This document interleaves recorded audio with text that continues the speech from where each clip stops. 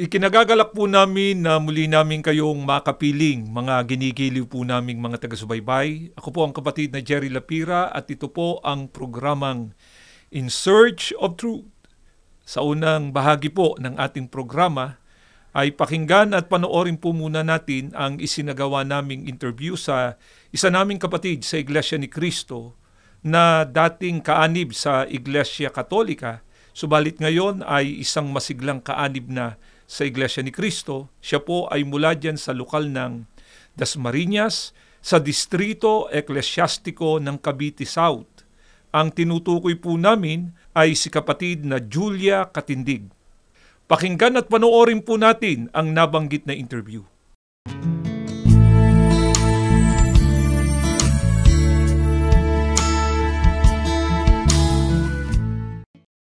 You've been there since the beginning. You have loved me from the start. You were always there to teach and guide my heart.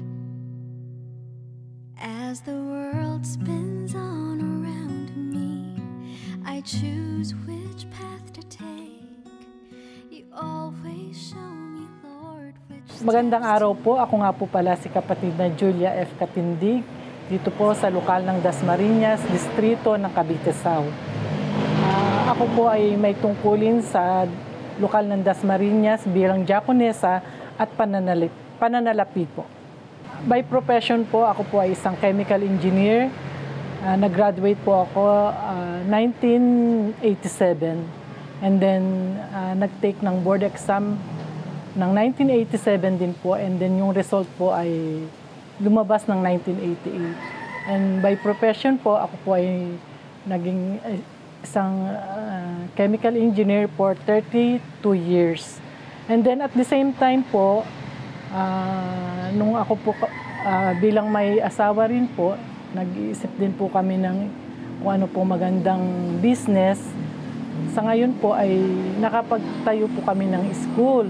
So, ang nangyari po, nag-aaral po uli ako ng unit sa education and then nag-masteral po ng guidance and counseling. At sa ngayon po, nakapokus po kami sa school. Ang akin pong asawa ay si kapatid na Noli Katindig.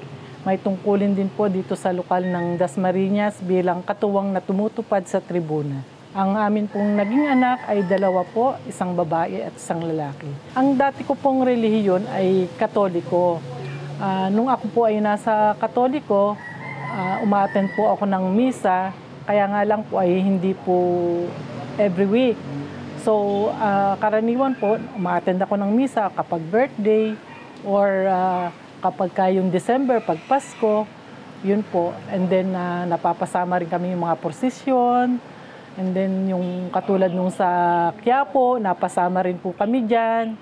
Yun po. And then, nakapag-observe din po ako sa ibang mga relihiyon, katulad ng Born Again. During nung nag-aaral po kasi ako, yung pong JIL. So, napasama rin po ako. Pero hindi naman po ako nabautisman. Kumbaga, sumasama po ako sa mga Bible study nila. And nung nag-work na po ako, meron naman ako nakasamang saksi ni Jehovah. So, nakapag-observe din po ako sa kanila. Ano po kasi, nung time na yon, may mga naging kaibigan ako, ini-invite ako. Pinapaunlakan ko naman po sila para din siyempre makita ko rin yung difference sa Katoliko at sa ibang mga relihiyon. Nung panahon pong yun, sa mga pag-observe ko po sa iba't ibang relihiyon, tulad nga nung JIL and then nung sa Saksi ni Jehovah, wala po akong dahilan, wala po akong makitang dahilan kung bakit kailangan lumipat po ako ng relihiyon. Nakilala ko naman po ang Iglesia ni Cristo nung ako po ay makapagtrabaho dito sa Cavite. Ang naging kaibigan ko po noon ay Iglesia ni Cristo. At during that time po ay laging ini-invite po nila kami ng aking mga kasama sa trabaho, ng mga ka-boardmate ko, na umattend sa mga pamamahayag, yung mga ganun po. And then, nung time na ini-invite po nila kami, ng mga kasama ko sa trabaho, ng ka-boardmate ko, na curious po kami kasi medyo kakaiba po yung Iglesia ni Cristo. Kasi sa lahat ng akin pong naobserbahan, nung ako yung nag-aaral pa at nung nasa ibang trabaho ako, iba po talaga yung napakalaki ng difference. Katulad na nga po yung isang aral na si Kristo ay Diyos. Sa lahat po ng relihiyon, si Kristo talaga ay Diyos. Tanging dito lang sa Iglesia ni Kristo na iba po talaga. Na si Jesus Christ po pala tao sa kalagayan. Yun po, kaya parang na-curious po kami. At isa pa po, nakita ko lahat nung, halimbawa po, nung ako'y dinodoktrinahan, may mga katanungan po ako, sasagutin po nung nagtuturo na manggagawa o ministro, nakabase po lahat sa Biblia. Talagang doon po, pag may tanong ako, doon ang sagot sa Biblia. Kung nung panahon po na ako'y nagsuri sa ibang mga relihiyon, hindi ko po nakita na may dahilan para ako lumipat. Nung ako po ay maanyayahan at makapagsuri sa Iglesia ni Cristo, doon ko po nakita yung dahilan na kailangan pala na lalo pa akong magsuri. At ang kaibahan sa kasalukuyan kong relihiyon na Katoliko, ang kaibahan sa mga pinaniniwalaan at sinasampalatayanan sa loob ng Iglesia ni Cristo. Isa pa po sa naging dahilan para po kay lumipat ng relihiyon ay doon ko po nakita yung tunay na kaligtasan na pagdating ng araw ng paghukom ay maliligtas kapag ikaw ay nasa loob ng Iglesia ni Cristo. Nung ako po ay nagpasya na umanib sa loob ng Iglesia ni Cristo, hindi po naging madali. Dahil nga po naririyan yung mga pag-uusig at saka yung mga hadlang po, kaya naging mahirap din po para sa akin. Nanindigan po ako dahil nakita ko yung tunay na aral. Yun nga po, nabanggit ko na yung kaligtasan nasa loob ng Iglesia ni Cristo. Ako po ay nabautismuhan noong 1994 sa lokal ng Imus.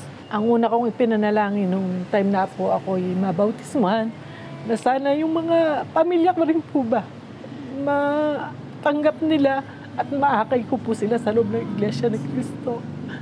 Yun po, talaga, kahit hanggang ngayon po, na sana maakay ko po sila at makasama para pagdating po ng panahon, sama-sama kaming maliligtas.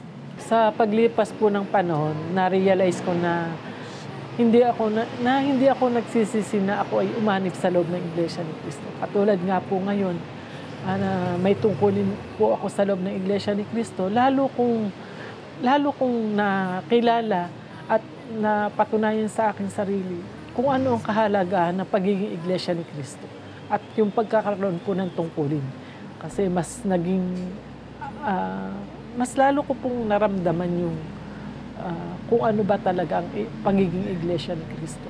Lalong naging masigla bilang kaanib po. Sa paglilingkod po sa loob ng Iglesia ni Cristo, walang kapantay yung pakiramdam eh. Pag tumutupad, napakasarap sa pakiramdam. Kapag ka nga po hindi ka nakakatupad, parang kulang eh. Sa mga pagpapanata, pag hindi ka kulang po ang pakiramdam. Kaya napakasarap na tumutupad ng tungkulin po bilang isang Iglesia ni Cristo po. Ang may papangako ko po sa ating Panginoong Diyos, manindigan sa pananampalataya at patuloy na maglingkod. Makapag-akay pa po ng mga taong magbabalik loob sa ating Panginoong Diyos. At napakasarap din po sa pakiramdam na nakakapag-anyaya po at nakakapagpabautismo. Tulad ko rin na nung ako'y inaanyayahan pa lang sa loob ng Iglesia ni Cristo po. Ako po ay maglilingkod hanggang sa wakas, hanggang may buhay. Ako po si kapatid na Julia F. Katindig.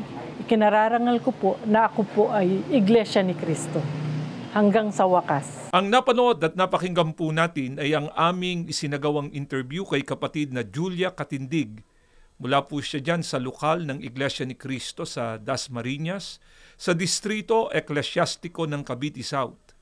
At sa aming pong pagbabalik, ay isasagawa na po natin ang pag-aaral ng mga salita ng ating Panginoong Diyos. Huwag po kayong bibitiw, magbabalik po ang programang ito pagkatapos na makapagpakilala ng aming himpilan.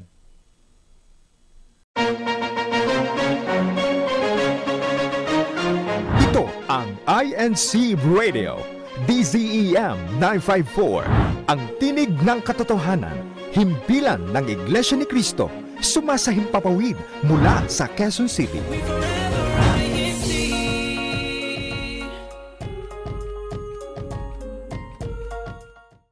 Nagbabalik po ang programang ito, ang In Search of Truth. At sa pagkakataon pong ito ay ipinaabot po namin ang aming pagbati sa aming mga kapatid sa Iglesia ni Cristo na nasa iba't ibang panig po ng mundo. Gayun din po yung mga panayan na sumusubaybay sa palatuntunang ito. Partikular po na binabati namin ang sambahayan ni kapatid na Julia Katindig na kanina po ay ating na-interview. Si kapatid na Julia, gaya ng kanyang sinabi kanina, siya ay dating masiglang kaanib sa Iglesia Katolika. Subalit dumating din po yung pagkakataon na nagsuri siya sa iba't ibang mga reliyon. Nabanggit niya kanina na nung siya'y nakikinig sa Born Again, sa Saksi ni Job at sa iba't iba pang mga pangkati ng pananampalataya, ang sabi niya, walaan niya siyang makitang dahilan para siya ay magpalit pa ng reliyon. Subalit, nung pagbigyan niya po ang paanyaya ng kapatid namin sa Iglesia ni Cristo noon, na siya ay makapakinig sa pamamahayag ng Iglesia ni Cristo, ay nabuksan po ang kanyang kamalayan tungkol sa kahalagahan ng tunay na pagsamba't paglilingkod sa ating Panginoong Diyos na maghahatid sa kanya sa kaligtasan. At ito ay maisa sa katuparan lamang niya kung siya ay nasa loob ng tunay na iglesia. Ito nga po ang Iglesia ni Cristo. Tinanggap niyang mga katotohanan ito dahil ang kanyang pinagbatayan ay ang mga katotohanang nakasulat dito sa Biblia na nung siya ay nakikinig at nagsusuri sa pangangaral ng Iglesia ni Cristo, nabanggit niya. Ang mga katanungan niya lahat ay binabasa sa Biblia ang kasagutan. Hindi nagbibigay ng sariling interpretasyon yung ministro na nagtuturo sa kanya. Kaya dumating ang pagkakataon na siya ay nagpatala bilang isang Bible student na at dumating din yung pagkakataon nang maituro sa kanyang mga pangunahing aral ng Iglesia ni Cristo ay tumanggap siya ng tunay na bautismo at naging ganap na kaanib sa Iglesia ni Cristo. Mga mahal po naming mga taga-subaybay, marahil po ang iniisip ng iba, sa pagdamian niya ng mga reliyon ngayon, hindi po ba nangangahulugan niya na mas lalong maraming tao ngayon ang naging reliyoso? At yung mga pagsamba na kanilang ginagawa at mga paglilingkod, kahit magkakaiba pa ang kanilang mga pinagbabatayan, pare-pareho lang na tinatanggap ng ating Panginoong Diyos at maghahatid sa tao sa kaligtasan. Kaya mahalagang tanungin natin mismo ang ating Panginoong Diyos. Ano po ba ang nakita ng ating Panginoong Diyos sa uri ng mga reliyon ng tao sa ating panahon? Pakinggan ninyo at ganito ang pagtuturo sa atin ng banal na kasulatan dito po sa Isaiah 58, 1 hanggang 2 at itutuloy pa natin sa talatang 3. Sinabi ni Yahweh, ikaw ay sumigaw ng ubos lakas. Ang sala ng bayang ko sa kanila'y ihayag. Sinasamba ako, kunway hinahanap. Sinusundan-sundan, parang natutuwang ang kalooban ko'y kanilang malaman. Ibig palabasin na ang gawain nila ay matuwid at di lumilihi sa mga tuntuning aking ibinigay. Wari natutuwang sa aking sumamba at ang hinihingi hatol na matuwid. Ang tanong ng mga tao, bakit ang pag-aayuno natin di pansin ni Yahweh? Nagugutom lang tayo ngunit walang kabuluhan. Ang sagot ni Yahweh, pansariling kapakanan pa rin ang pangunang layunin sa pag-aayuno. Nais naming ipapansin sa inyo, mga ginigiliw po naming mga taga-subaybay, na sa talatang binasa namin, sa pahayag mismo ng ating Panginoong Diyos, ay pinatotohanan niya, sinasamba, di umano siya. Kunway hinahanap, parang natutuwang ang kalooban ng Diyos, kanilang malaman. Ilang ulit na ginamit yung salitang kunwa at parang. Pagka po ginamit yung kunwa at parang, ano po ang katumbas nun? Hindi rin po totoo na sila ay nakikinig at sumasamba sa ating Panginoong Diyos at hindi rin totoo na sinusunod nila yung kalooban ng ating Panginoong Diyos. Dahil doon, ano ang napansin din mismo ng mga tao? Ang sabi, bakit anya yung pag-aayuno ay hindi pinapansin ng Panginoon? Sila mismo ang nakaramdam na hindi pinapansin at hindi tinatanggap ng ating Panginoong Diyos ang kanilang mga paglilingkod. Anong sagot ng ating Panginoong Diyos? Ang sagot ng ating Panginoong Diyos, pansarilian niyang kapakanan lamang ang pangunang layunin nila sa ginagawa nilang pag-aayuno o paglilingkod. Sa makatwid, hindi po ang kalooban ng Diyos ang kanilang nasusunod. Yun po ang una. Pangalawa, yung layunin nila sa kanilang ginagawang mga pagsambat paglilingkod, pansariling pakinabang. Alam niyo sa panahon natin ngayon, yung tinatawag na prosperity gospel, yan ang hinahanap ng maraming mga tao ngayon na uri ng mga tagapagturo nang ipang-aakit sa kanila. Sasagana daw ang kanilang buhay, gagaling sa karamdaman at sa iba't iba pa na mga pansariling kapakanan. Mga mahal po naming mga taga-subaybay, pagka po ang tao ay nahulog sa ganitong uri ng pagsamba at paglilingkod, na kapakanang pansarili lamang ang kanilang hinahangad, mga material na bagay, ano po ang sinasabi naman ng mga apostol dito sa ganitong mga tao na ang kanilang pag-asa sa mga bagay na material lamang? Pakinggan po natin dito po sa unang Korinto sa 15, ang talata po ay 19. Pakinggan ninyo ito. Kung sa buhay lamang na ito tayo nagsisiasa kay Kristo, ay tayo sa lahat ng mga tao ang lalong kahabag-habag. Tandaan po natin, pagka ang isang tao ay nahulog na sa pagiging materialistiko o ang kanyang mga bagay na inaasahan ay mga material na bagay lamang, ang sabi po ni Apostol Pablo, kung sa buhay lamang na ito tayo anya nagsisiasa kay Kristo, ay tayo sa lahat ng mga tao ang lalong kahabag-habag. Pagka po sinabing kahabag-habag, anong katumbas nun? Kawawa. Hindi po mapapabuti ang tao pagka nagkaroon siya ng ganitong uri ng isipan. Tangi po sa mali ang kanilang layunin sa kanilang ginagawang mga pagsamba at paglilingkod sa ating Panginoong Diyos. Ano pa po ang napansin ng ating Panginoong Diyos sa uri ng mga pagsamba at paglilingkod na ginagawa ng tao? Pakinggan ninyo at ganito ang mababasa natin sa Ezekiel 33, ang talata po ay 31. Pakinggan natin at ganito ang maliwanag na mababasa po natin. Ang bayang ko'y lumalapit sa iyo, gaya ng lagi nilang ginagawa at nauupo sa harapan mo para makinig sa iyong mga salita. Ngunit, hindi naman nila isinasagawa. Ipinahahayag nila sa kanilang mga labi ang kanilang pagsamba, ngunit ang mga puso nila ay matakaw sa pakinabang na di makatarungan. Ano pa po ang napansin ng ating Panginoong Diyos sa uri ng pagsambat paglilingkod na ginagawa ng mga tao? Ang sabi po sa talata, ipinahahayag anya nila sa kanilang mga labi ang kanilang pagsamba. Sa English po yan ay lip service. Pagka po sinabing lip service, sinasabi lamang, pero yung kanilang damdamin, yung kanilang puso, wala naman doon sa kanilang ginagawang mga pagsambat paglilingkod sa Diyos.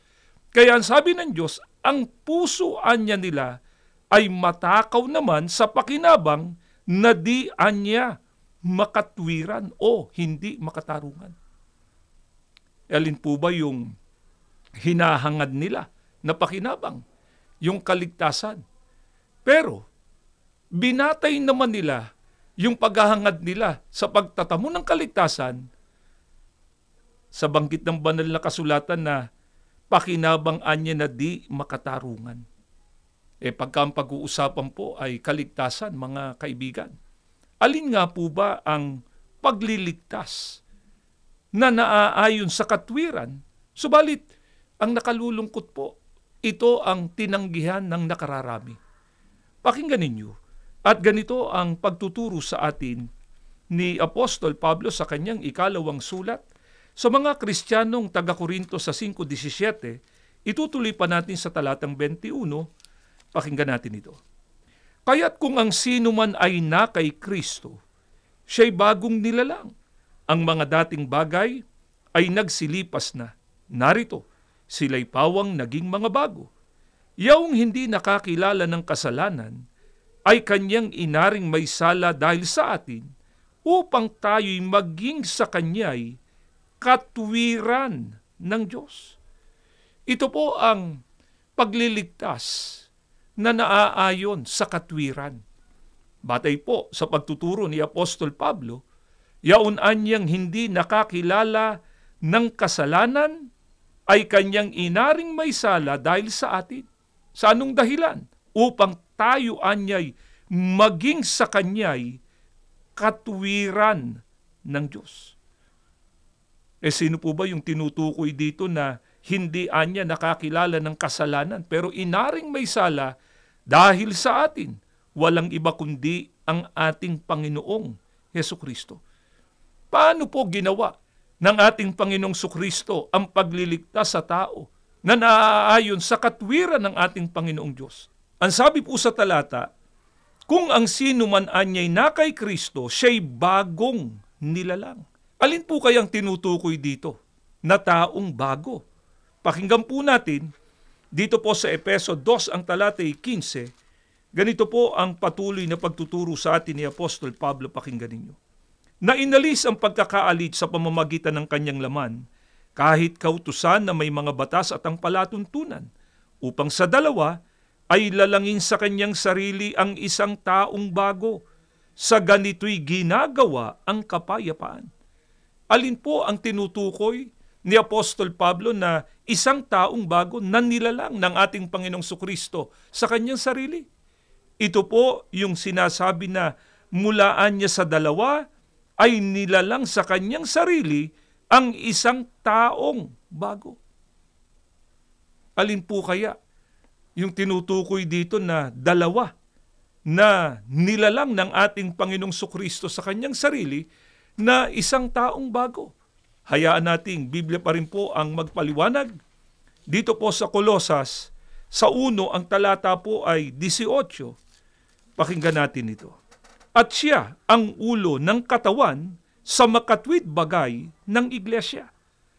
Yung dalawa po na nilalang ng ating Panginoong Hesukristo sa kanyang sarili na isang taong bago, walang iba kundi siya bilang pangulo ng ating Panginoong Hesukristo at ang iglesia bilang kanyang katawan. Bakit po nung lalangin ng ating Panginoong Hesukristo ang isang taong bago sa kanyang sarili, ay naayon na ito sa katwiran ng ating Panginoong Diyos ang gagawin niyang pagliligtas sa tao? Sa marami na po nating mga pag-aaral, ang tao na nagkasala, nahiwalay sa Diyos, naging kaaway ng ating Panginoong Diyos at nakataan sa parusang walang hanggan pagdating po ng araw ng paghuhukom. Nakataan na ang tao sa ikalawang kamatayan. Yun nga po, yung pagkabulid sa dagat-dagatang apoy. Ang batas ng ating Panginoong Diyos, kung sinong taong nagkasala, siya ang parurusahan. Hindi pwedeng magbayad yung magulang sa kasalanan ng anak o yung anak magbabayad sa kasalanan ng kanyang mga magulang. Kung sinong taong nagkasala, ay siyang parurusahan. Kaya, para maayon sa katwiran ng ating Panginoong Diyos, yung gagawin niyang pagliligtas, ang sabi po sa talata, ang ating Panginoong Hesukristo, ginawa niya sa kanyang sarili, lumalang siya ng isang taong bago. Siya ang ulo at ang iglesia ang kanyang katawan. At bilang Pangulo, pinanagutan niya yung kasalanan ng kanyang sariling katawan. Ito nga po ang iglesia. Pero alam po natin, sa ating panahon ay napakaraming iglesia. Paano ho natin makikilala ang nag-iisang iglesyang ito na pinangunguluhan ng ating Panginoong Hesukristo? May pangalan po na itinawag sa iglesyang ito. Paano po tinawag ang iglesyang ito na pinangunguluhan ng ating Panginoong Sokristo? Pakinggan po natin. At ganito ang mababasa natin dito po sa Roma. Sa 16:16 ay ganito po ang ating mababasa. Magbati ang kayo ng banal na halik. Lahat ng iglesia ni Kristo ay bumabati sa inyo. Binasa lamang po namin ito sa inyo mula sa Biblia. Ang iglesia na pinangunguluhan ng ating Panginoong Sokristo ay walang iba kundi ang iglesia ni Kristo. Tandaan po natin, dapat sa ginagawa nating mga pagsamba't paglilingkod sa Diyos, dapat tama ang ating layunin. Ang tamang layunin, bigyang kaluguran at kasiyahan ng ating Panginoong Diyos. Hindi po ba yun naman talaga ang tama? Kasi maglilingkod tayo sa ating Panginoong Diyos. Pero paano makapagbibigay ng kaluguran sa Diyos ang ating gagawing pagsamba't paglilingkod? Dapat na maayon sa katwiran o sa kautusan ng ating Panginoong Diyos na nakasulat dito sa Biblia ang ating gagawing mga pagsamba at mga paglilingkod. Pagka ganito po ang ating nais sa katuparan o nagawang pagsamba at paglilingkod, nagawa natin ito sa loob ng tunay na iglesia, tiyak po magtatamo tayo ng kaligtasan pagdating ng araw ng paghuhukom. Kaya nga po, yung sinabi kanina ni kapatid na Julia Katindig, nung siya ay makapakinig na sa pangangaral ng Iglesia ni Kristo, may dahilan daw ba para siya ay magpalit ng reliyon?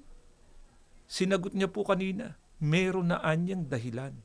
Kasi naunawaan niya na dito lamang sa loob ng Iglesia ni Kristo niya maisasagawa ang tunay na pagsama at paglilingkod na maghahatid sa kanya sa pagtatamo ng kaligtasan. Kaya nga po, si kapatid na Julia ay mayroong paanyaya sa mga taong nakikinig ngayon na hindi pa po kaanib sa Iglesia ni Kristo. Pakinggan at panoorin po natin ang paanyaya ni kapatid na Julia.